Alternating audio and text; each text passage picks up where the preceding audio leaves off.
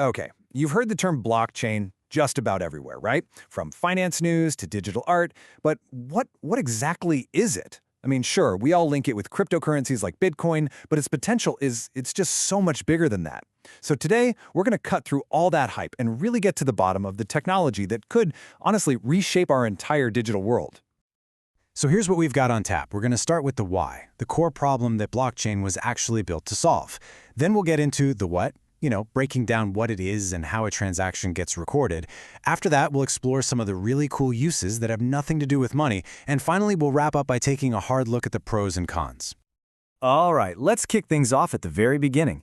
Because you see, before you can really wrap your head around a solution like blockchain, you've got to understand the problem it was created for. And that problem, the one at the very heart of our entire digital economy, it all comes down to one simple, fundamental challenge: trust. Just think about it for a second. When you send me money online, how do you prove you actually sent it? And how do I know I'm not getting ripped off? But here's the real kicker. How do we stop someone from spending the exact same digital dollar in two different places at once?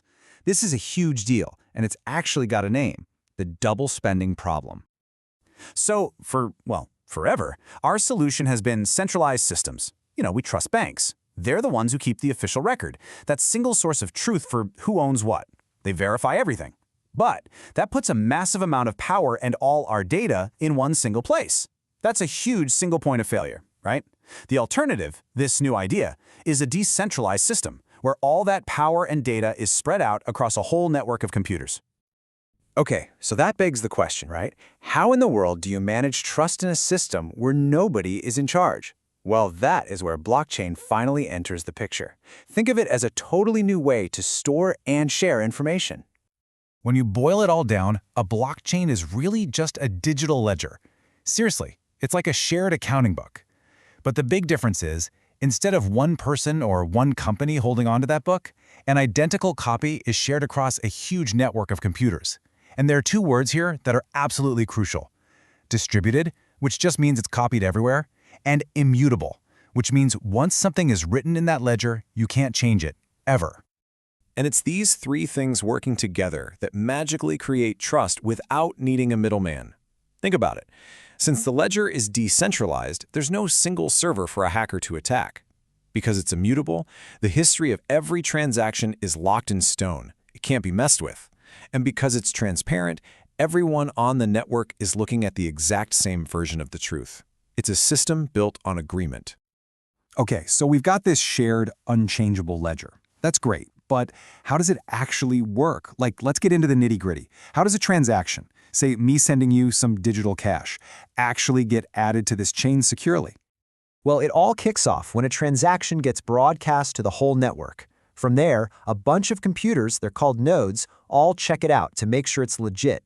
Once it's verified, it gets bundled up with a bunch of other recent transactions into a brand new block. And then, here's the magic part: that new block is cryptographically chained to the one before it.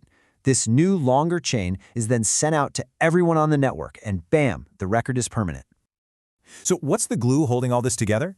It's something called a hash. You can just think of it as a unique digital fingerprint for any piece of data. Every single block contains the fingerprint of the block that came right before it, which is what creates this super secure link. I mean, look how powerful this is. Even a tiny change to the input, like just making one letter lowercase, generates a completely different fingerprint. So what does that mean? It means if anyone, and I mean anyone, tried to go back and alter an old transaction, it would change that block's hash, visibly breaking the chain. The entire network would immediately see it and reject the change. It's genius, really. But wait, how does the whole network agree on which block to add next? I mean, who gets to do it? Well, that's handled by something called a consensus mechanism. The most famous one is proof of work, which is what Bitcoin uses. This is where miners use powerful computers to compete to solve this incredibly complex math puzzle. It's super secure, but man, it uses a shocking amount of energy. The newer, much more energy-efficient method is called proof of stake. Here, participants, called validators, are chosen to create the next block based on how many coins they're willing to stake or put up as collateral. It's a completely different approach. Okay, and this is where things get really interesting, because the idea of blockchain goes way beyond just cryptocurrency. Even though it was born from Bitcoin, this whole concept, this secure, decentralized ledger, it turns out it's an incredibly powerful tool for recording and verifying pretty much any kind of data you can imagine. And its potential is already being tested out all over the place in some huge industries. Just imagine, tracking food or products through a supply chain with perfect, undeniable accuracy, or creating a digital voting system that's actually tamper-proof. People are looking at it for securing our private healthcare records, for managing copyrights and intellectual property, and it's even creating these wild new types of organizations that literally run on code. We'll touch on those in just a sec. And this isn't just theory. Let me give you a real-world example of how powerful this can be. Walmart actually uses a blockchain to track its food supply. So now, if there is, say, an E. coli outbreak, they can trace the contaminated food back to its exact source in a matter of seconds. Before, that could take weeks. This is a real, practical application that protects people and can literally save lives. But, and this is a big but, the technology is not without some serious risks, and the story of the DAO is a perfect and pretty dramatic example. See, the DAO was this new kind of investment fund built entirely on code. Super ambitious, but an attacker found a tiny loophole in that code and managed to drain about $50 million. I mean, the whole incident was so massive, it actually forced the Ethereum community to make this highly controversial decision to split their entire blockchain just to reverse the theft. It's a huge cautionary tale about what can happen when code is law. But even with that crazy hack, the core idea of a DAO, a decentralized autonomous organization, is still really powerful. And in a nutshell, it's an organization that runs itself based on rules that are coded directly onto the blockchain. It's transparent and it's controlled by its members, not by some CEO or a board of directors. It's a totally radical experiment in how to run, well, anything. So, okay, we've seen the incredible promise, right? But now we need to get real for a minute. Because for all its potential, blockchain technology is facing some very, very significant challenges. We got to look at both sides of the coin here. On the plus side, you've got some amazing benefits. Better accuracy because you remove human error, you save money by cutting out the middlemen, and the whole system is incredibly hard to tamper with. But on the flip side, you have some huge drawbacks. You've got that massive energy consumption we talked about, serious problems with how many transactions it can handle, a murky regulatory future, and just the sheer amount of data storage it requires.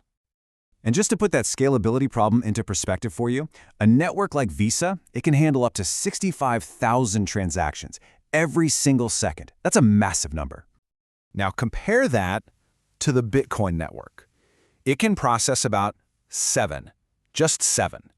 That staggering difference is maybe one of the single biggest hurdles that blockchain has to overcome if it's ever going to be used by everybody. And that energy problem, it really can't be overstated. I mean, when someone like Bill Gates comes out and says that Bitcoin uses more electricity per transaction than any other method known to mankind, well, that really highlights the fundamental conflict between this technology, at least in its current form, and our global sustainability goals. And all of this leaves us with the big final question.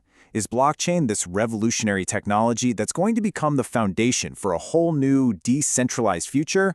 Or is it a brilliant but ultimately niche solution for some very specific problems, one that's just too weighed down by its limitations to ever go truly mainstream? Honestly, the jury is still out, and the next decade is going to be all about finding the answer.